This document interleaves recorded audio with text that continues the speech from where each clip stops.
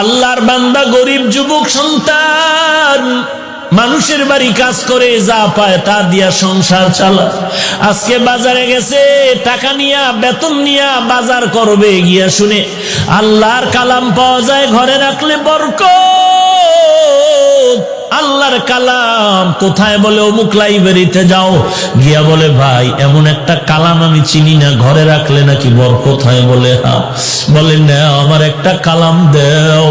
আল্লাহর কালাম টাকা দিয়া কিনিয়া বান্দায় মাথায় নিছে। বলে এটা নিচে রাখবা না, মাথার উপরে সম্মানে রাখবা। আল্লাহর বান্দা মূর্খ মানুষ, আল্লাহর কোরআন সম্পর্কে কোনো ধারণা নাই। এতটুকু জানছে এটা সম্মানের কিতাব, এটা নিচু জায়গায় রাখবা না। আল্লাহর বান্দা কোরআন মাথায় নিয়ে বাড়িতে রওনা। ঘরের দরওয়াজায় গিয়া বলে রে বিবি মনে কষ্ট নিও না, আজকে বাজার আনি নাই, আল্লাহর কালাম নিয়ে এসেছি। জীবন ভর খানা খাইলাম, আজকে একটা রাত খানা খাবো না। ঘরের মধ্যে ঢুকিয়া আল্লাহর কোরআন রাখার মতো ভালো জায়গা নাই। বলে স্ত্রীটা উঁচা জায়গায় রাখতে হবে, ছোট জায়গায় নিচে করা যাবে না। স্ত্রী বলে তুমি আমি গরিব, ভালো ঘর নাই, কোরআন রাখার ফিরায় দাও তাড়াতাড়ি। বলে এই রাত্রে তো ফেরত দেওয়া যাবে না, যদি দিতে হয় তো কালকে সকালবেলা গিয়া ফেরত দিতে হবে। অন্তত আজকে রাত্রটা কোরআন নিয়ে আমাদের রাত কাটাতে হবে, তো কোথায় রাখবো? স্ত্রী পরামর্শ দেয় যেহেতু এটা বরকতের কালাম, অতএব আমি অর্ধেক রাত্র মাথায় নিয়ে দাঁড়ায় থাকি, তুমি ঘুমায় যাও, আর বাকি অর্ধেক রাত্র আমি একটু রেস্টে যাব, তুমি মাথায় নিয়ে দাঁড়ায় রাত কাটাও। স্ত্রীর পরামর্শ অনুযায়ী স্বামীও রাজি হয়ে গেল। আল্লাহর কালাম স্ত্রীর মাথায় দিয়ে পাহারা দেয়। আল্লাহর কালাম, আল্লাহর বান্দা ঘুমায়, আল্লাহর বান্দি কোরআন মাথায় নিয়ে দাঁড়িয়ে আছেন। অর্ধরাত্র স্ত্রী, অর্ধরাত্র স্বামী। ফজরের আজান হয়ে গেল, একজন ওযু বানাইয়া নামাজ পড়লেন। সকালবেলা বলে কোরআনটা বাজারে ফেরত দাও। আল্লাহর বান্দা বলে এত কষ্ট করে আনলাম, ভিতরে কি আছে একটু খুলিয়া তো দেখলাম না। দুজনে বসিয়া বলে দেখি আল্লাহর কালামটা কেমন। আল্লাহর বান্দার মান্দি দুজনে কোরআন খুলিয়া পৃষ্ঠা উল্টায় আর বলে হাযা কালামু রাব্বি, এটাই কি আমার মালিকের কালাম, এটাই কি আল্লাহর কথা। এই কোরআন পৃষ্ঠা উল্টায় আর দেখে, আর চোখের বাণী ছাড়িয়া কান্না করে, কোরআন বুঝতে পারি না, চিনতে পারলাম না। আল্লাহ বলেন বান্দা আমার কোরআনের যারা সম্মান করছে আমি তোদের সম্মান বাড়ায় দিব। দুজনে পৃষ্ঠা উল্টানোর পরে স্ত্রী স্বামীকে বলে কি বুঝলা?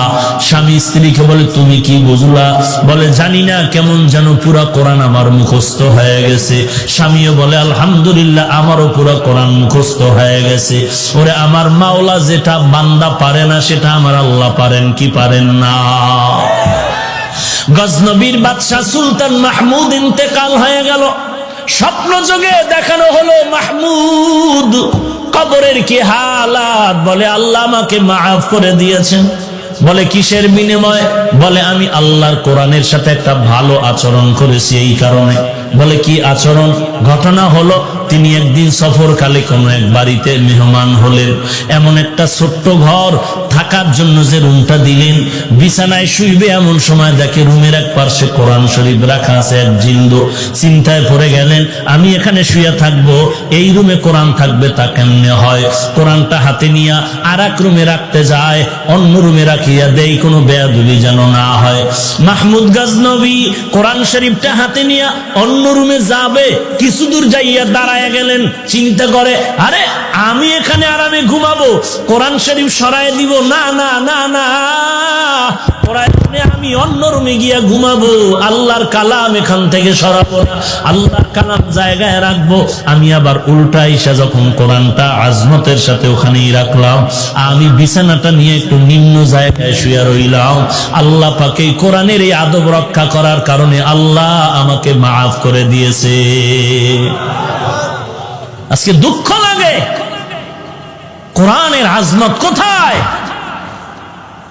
ছাত্র ভাই আমি তো মাদ্রাসার খেদমত করি, বড় দুঃখ এখানের হালাত জানি না যে ছাত্ররা কোরআন শরীফ পড়ে। ক্লাসে বসি, কোরআন শরীফ কিরে তোর নিজের না পুরান দুরান পাতা ছেঁড়া? বেটা তুই এত টাকা দিয়ে জামা পরলি, পাগড়ি কিনলি, জুতা কিনলি, চাদর কিনলি, ওরে আল্লাহর কোরআনটা তুই কিনতে পারলি না, নিজের কোরআন পড়তে পারলি না, কার কোরআন পাইছো টেবিলের উপরে নিয়ে আসছো।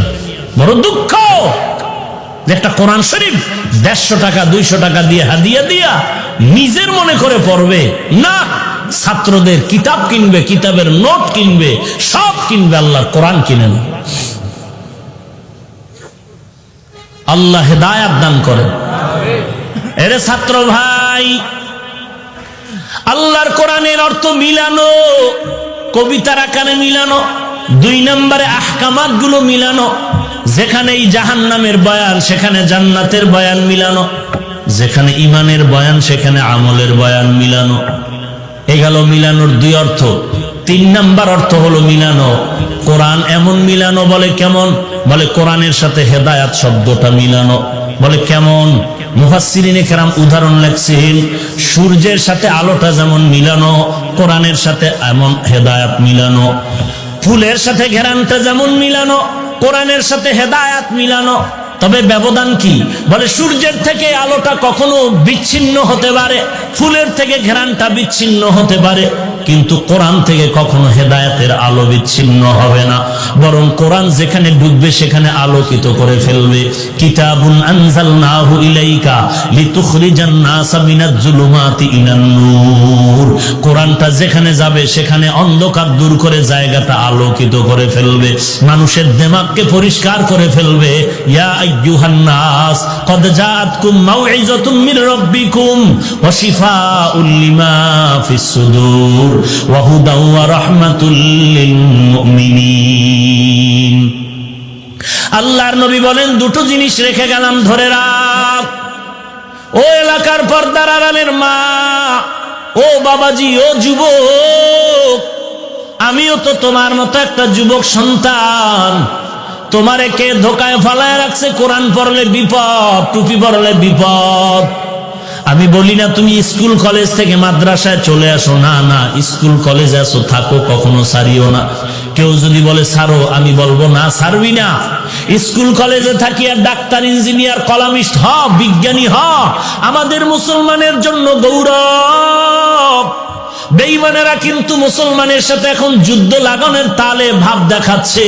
হঠাৎ করে যদি বেঈমানেরা বলে মুসলমানের কোনো ঔষধ দেওয়া হবে না, আমার মুসলমান সন্তান তুমি ডাক্তারি পড়িয়া বেঈমানকে ডাক দিয়া বলবা, বেঈমান তোদের দেওয়া ঔষধ আমাদের লাগবে না, আমরা মুসলমানের জন্য মুসলমান ডাক্তারেরা যথেষ্ট।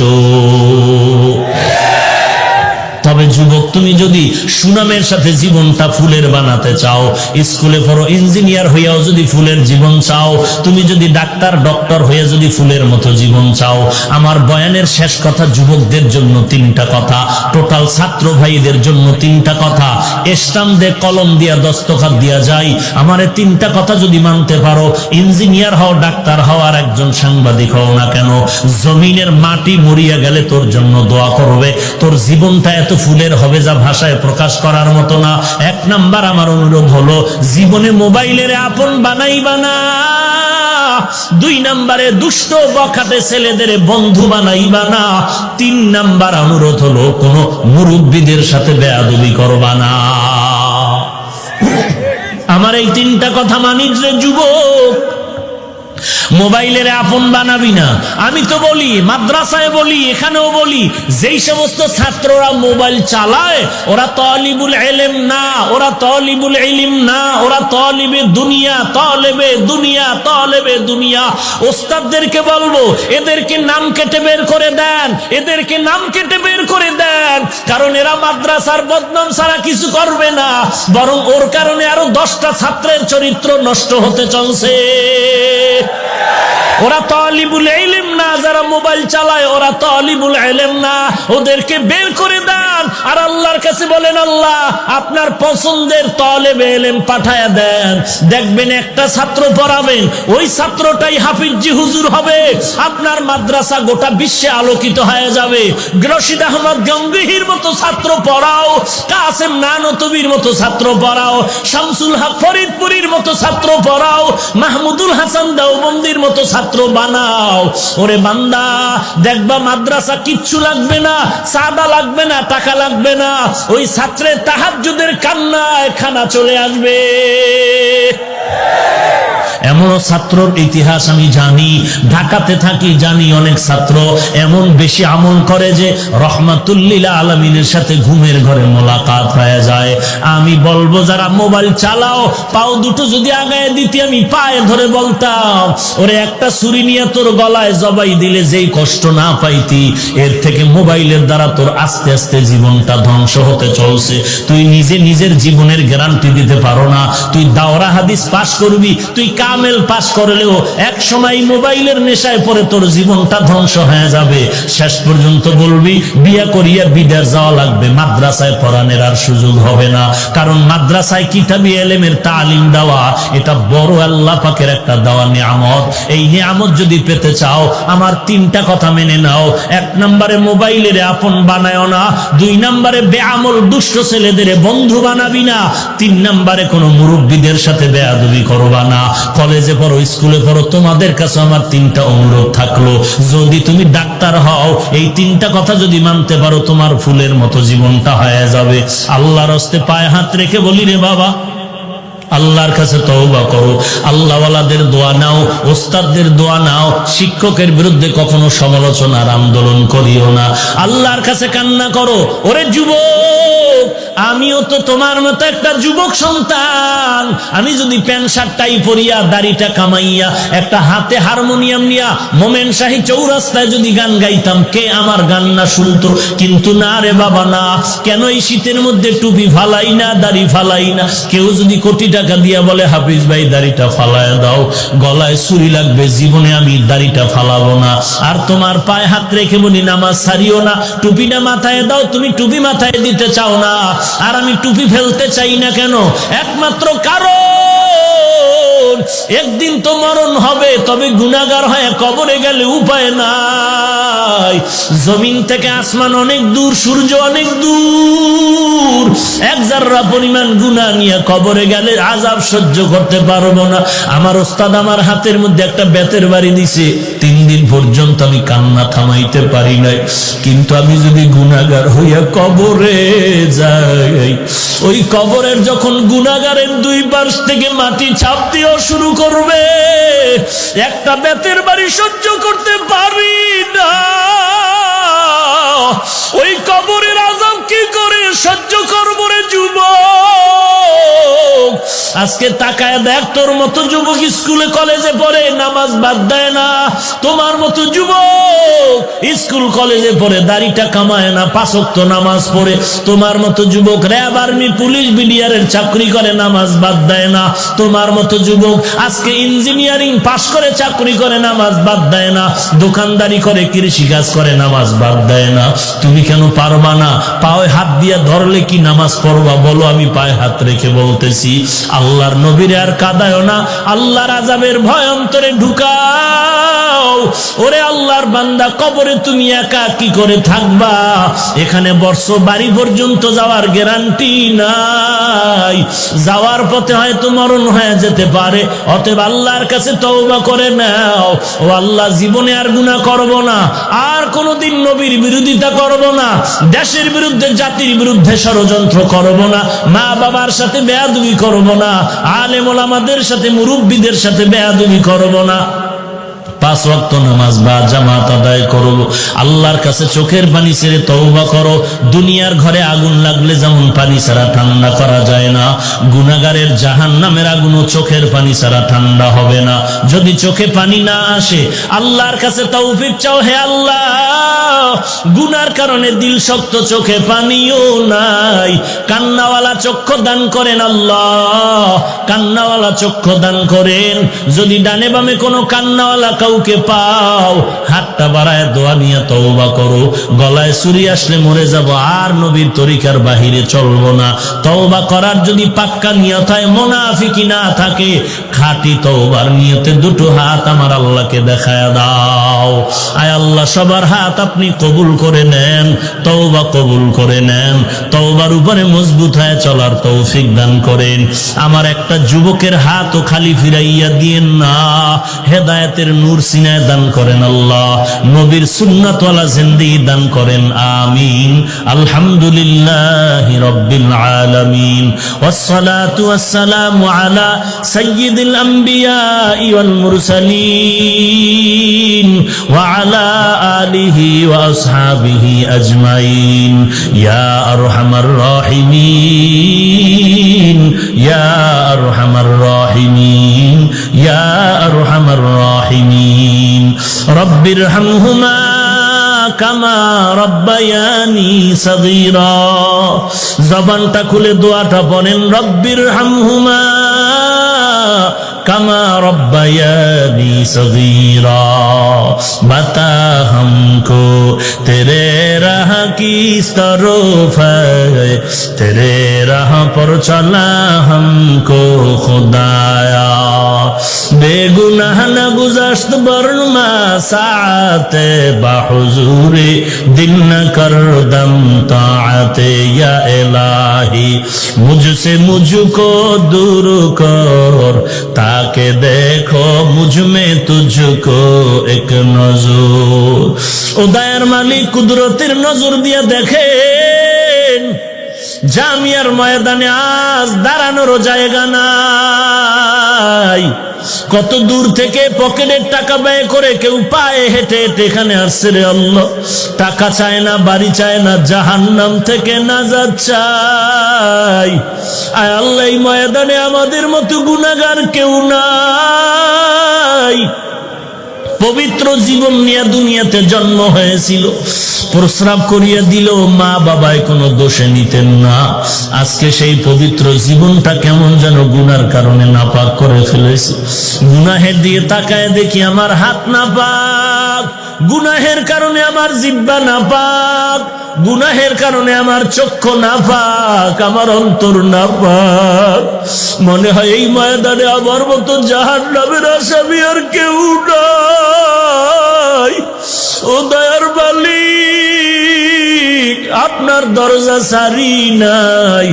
পাহাড় সম পরিমাণ গুনাহ করলে আপনার রহমতের সামনে কিচ্ছু না রে আল্লাহ। কত বড় বড় বেঈমানেরও তো আপনি মাফ করে দিয়েছেন। আমরা তো আপনার আদরের নবীর উম্মত, আমাদের কি আপনি ক্ষমা করবেন না? আয় আল্লাহ, যদি আমাদের গুনাহগার বলিয়া তাড়ায় দেন, আমরা কোথায় যাব? যাওয়ার তো আর জায়গা নাই। ও আল্লাহ, তাকে দেখেন কত উলামায়ে কিরামরা হাজির, কত সাদা দাড়িওয়ালারা হাজির, কত হাজি সাহেবরা হাত তুলেছে। আয় আল্লাহ, কত ছাত্র ভাইরা হাত তুলেছে। আমার কলিজার টুকরা কত যুবকেরা হাত তুলেছে।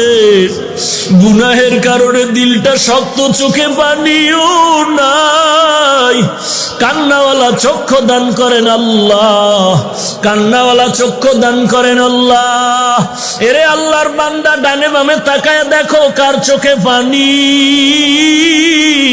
হাতটা বাড়াইয়া দোয়া নাও, হাতটা বাড়াইয়া দোয়া চাও। ও কান্নাওয়ালা ভাই, আমি গুনাহগার, আপনাদের কাছে একটু দোয়া চাই। এই চেয়ারে বসে কথা বলার এলেম নাই, আমল নাই। আল্লাহ দয়া করে সম্মান দিয়েছেন, গুনার কারণে যেন মাহরুম হইয়া না যায়। আয় আল্লাহ, দরবার থেকে বিদায় ডানে মালিক, ডানে ভাবে তাকায় দেখি অন্ধকার, কেউ নাই, আপনি ছাড়া আমার আপন কেউ নাই। আয় আল্লাহ, আপনি যদি তাড়ায় দেন আর কোথায় যাব? একজন বান্দাকেও খালি ফিরাইয়া দিয়েন না রে আল্লাহ। আপনার অন্তরে কি একটু মায়া হবে না? আমার যুবকদের কবুল করে নেন।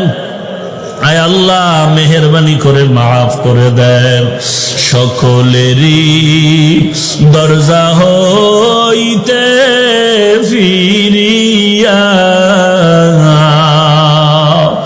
আপনারও দরজায় রইলাম তাকা। মিটাইয়া এ জীবনে না করিলাম বন্দেগী, গুনাহ করে কাটা